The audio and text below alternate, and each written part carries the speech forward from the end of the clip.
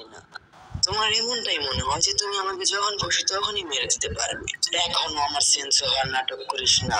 তুমি চাইলে চেষ্টা করতে পারো, কারণ এখন আমি অনেক বড় হয়ে গিয়েছি। টাকা আসি একটু বোঝানো সম্ভব না। সাকুরা, তুমি এই মেয়েকে হেল্প করো যাতে এর সাথে আমরা পরে কথা বলতে পারি।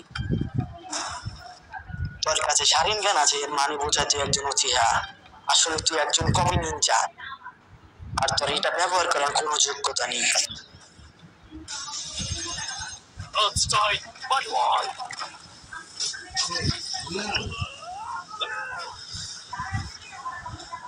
এত ভালো শারীন মাস্টার, তবুও কোনো উচিহা ছাড়া।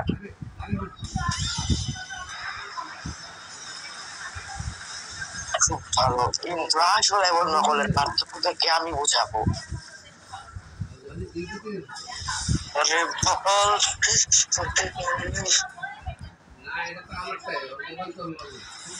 আজকে আমার কথা শোনো। যতটা তুমি তোমার ক্ল্যান নিয়ে গর্বিত, তার থেকে বেশি কিনা তোমার ভিতরে অতিবাহিত। একবার মনের ভিতর তাকিয়ে দেখো, তুমি সব সত্যতা দেখতে পাবে।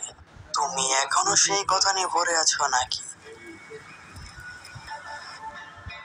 আমার মনে হয় তুমি সত্যটা আগে থেকেই জানো। সব মারাচ্ছোরা, তোমরা সবাই হাঁটছো তাই তো।